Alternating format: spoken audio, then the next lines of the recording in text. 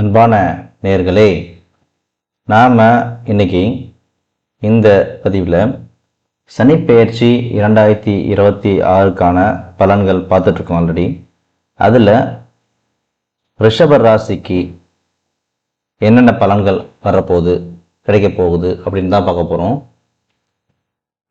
வாங்க நம்ம வீடியோக்குள்ளே போகலாம். அதுக்கு முன்னாடி நம்ம சேனலை யாராவது சப்ஸ்கிரைப் பண்ணலாம், சப்ஸ்கிரைப் பண்ணுங்கள், உங்கள் ஃப்ரெண்ட்ஸ் சர்க்கிளுக்கு ஷேர் பண்ணுங்கள்.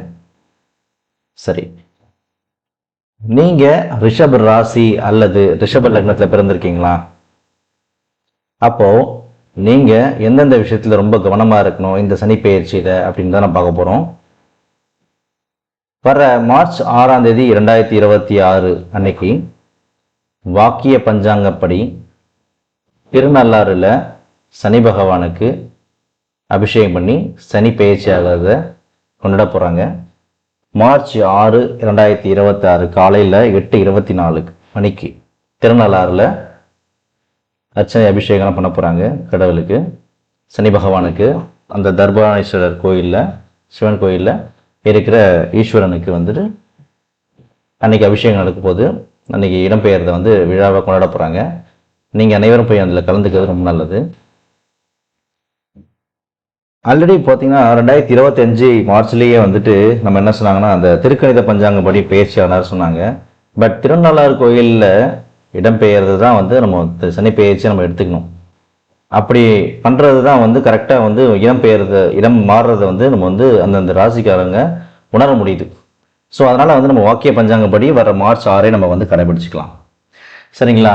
இப்போது எந்த ராசியிலேருந்து எந்த ராசிக்கு இடம்பெயர்றார் அப்படின்னு பார்த்தீங்கன்னா, கும்ப ராசியிலேருந்துட்டு மீன ராசிக்கு இடம்பெயர்றார். சரிங்களா?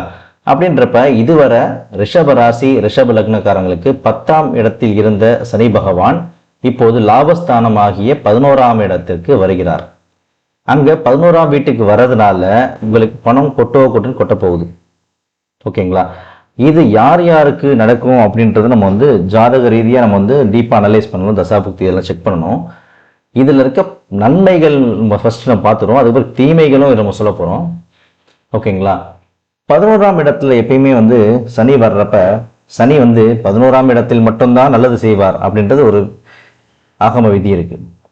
அப்படி 11ஆம் வீட்டில் இருக்கிறப்ப நம்ம இந்த லாபத்தை நம்ம அடையணும்னா நம்ம என்னென்ன விஷயத்தை பண்ணணும் அப்படின்னா, நீங்க கண்டிப்பாக பொய் சொல்லவே கூடாது, அதர்மத்தின் வழி நடக்கவே கூடாது.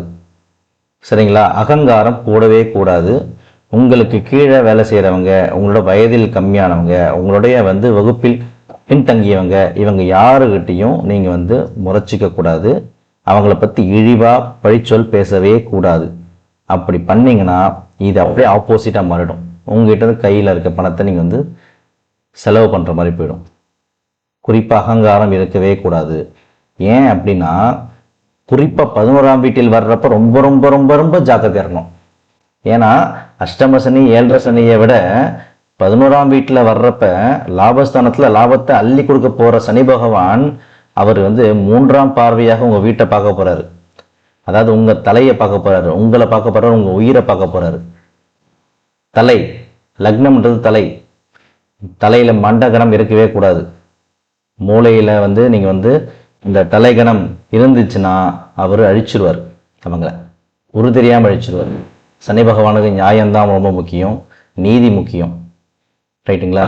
பொய் பேசக்கூடாது, அவப்பெயர் வாங்குற மாதிரி எந்த ஒரு இழிச்சொல் இழி செயல் எதுவும் செய்யவே கூடாது. அதே போல் இந்த லக்னம் நீங்கள் ஜாக்கிரதையாக இருக்கணும். அதே போல் உங்கள் குழந்தை சம்பந்தப்பட்ட விஷயம், ஏன்னா உங்களுடைய 5ஆம் வீடையும் 7ஆம் பார்வையாக பார்க்குறாரு சனி பகவான். அப்படி பார்க்குறப்ப என்ன ஆகுனா, உங்கள் குழந்தைகள் உங்களுடைய பூர்வ புண்ணிய ஸ்தானத்தை பார்க்குறாரு. சரிங்களா? அப்போது நம்மளுடைய குழந்தைகள் விஷயத்தில் நம்ம ஒரு டிசிஷன் எடுக்கிறப்ப ரொம்ப கவனமான டிசிஷன் எடுக்கணும். அவங்க விஷயத்தில் நம்ம ரொம்ப கேர்ஃபுல்லாக இருக்கணும். எடுத்தோம் கவுத்தோன்னு பண்ணக்கூடாது.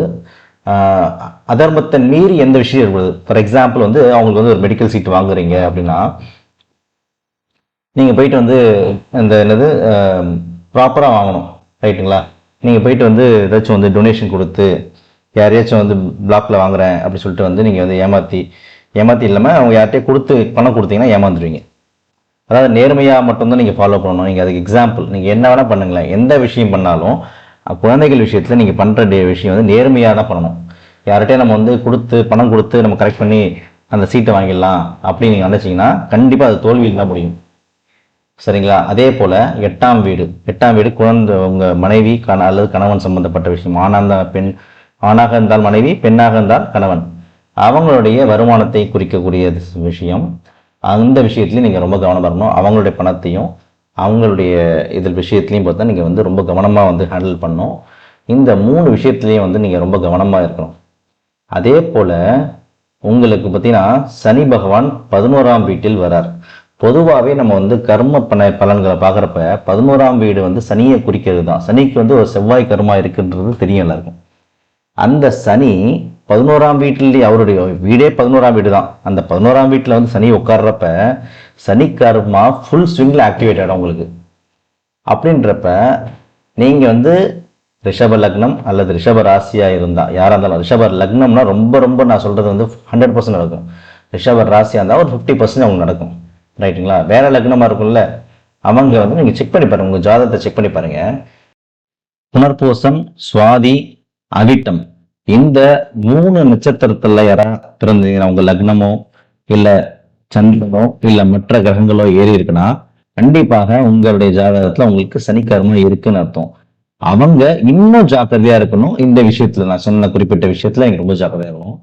அதே போல இந்த காலகட்டத்துல இந்த 2.5 வருஷம் ரொம்ப ரொம்ப இந்த 2.5 வருஷத்துல வந்து நீங்க யார்கிட்ட கவனமா இருக்கணும், ரொம்ப ரொம்ப கவனமா இருக்கணும் அப்படின்னு பாத்தீங்கன்னா, உங்களுடைய மூத்த அண்ணன், ஓகேங்களா, மூத்த சகோதரர்கள், அதே போல சித்தப்பா, இவங்க வழி வம்சத்துல இவங்க விஷயத்துல ரொம்ப ரொம்ப கவனமா இருக்கணும். அவங்க மூலியமா தான் உங்களுக்கு நல்லது நடக்கும், அவங்க மூலியமா தான் உங்களுக்கு கெடுதலாம் நடக்கும். ரைட்டுங்களா? அவங்க வந்து உங்க விஷயத்த உங்ககிட்ட வந்து ஒரு விஷயத்த கொண்டு வராங்க, இல்ல நீங்க அவங்களை அப்ரோச் பண்றீங்க ஏதோ ஒரு விஷயத்துக்காக, ஏதோ ஒரு பேங்க் நீங்க வந்து இது சைன் பண்ணணும், ஷூரிட்டி சைன் பண்ணணும், சைன் வாங்கணும் அப்படின்னு நீங்க போனாலும் இல்ல அவங்க உங்ககிட்ட வந்தாலும் அவங்க விஷயத்துல நீங்க ரொம்ப ஜாக்கிரதையா இருக்கணும். ஏன்னா அவங்க மூலியமா தான் சனி அவருடைய செயல்பாட செய்வார். ஓகேங்களா?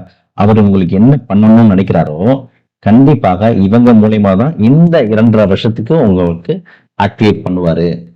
அப்போ அவங்க விஷயத்துல நீங்க வந்து அவங்க வந்து உங்ககிட்ட பேசுறாங்கனாலே, நீங்க இன்கேஸ் ஏதாச்சும் ஒரு விஷயத்துல வந்து நீங்க வந்து அதர்ம வழியை ஃபாலோ பண்ணணும்னு நீங்க நினைச்சிருந்தா கூட அவங்க விஷயத்துல வந்து நீங்க பண்ணவே கூடாது.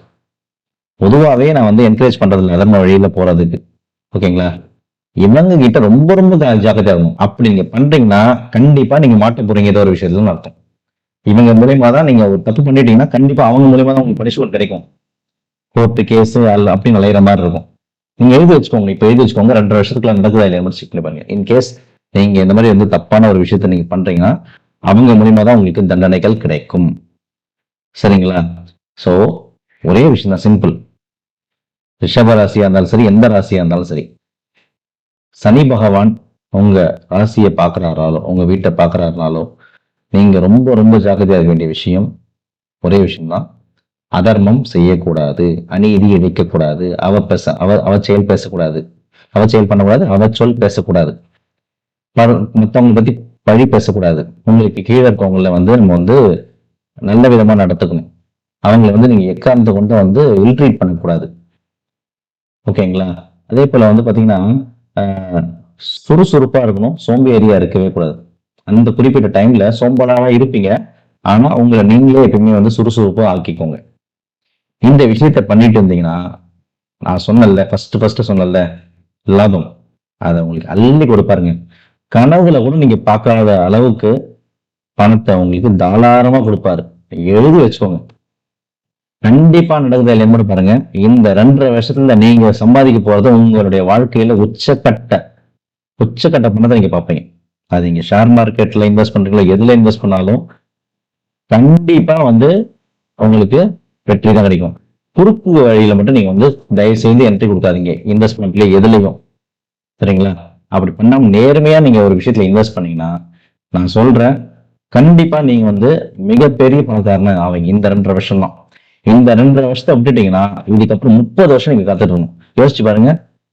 சில பேர் வந்து இப்போ வந்து யங் டீனேஜ்ல இருப்பீங்க, சில பேர் வந்து நடுத்தர வயசுல இருப்பீங்க. ஓகேங்களா?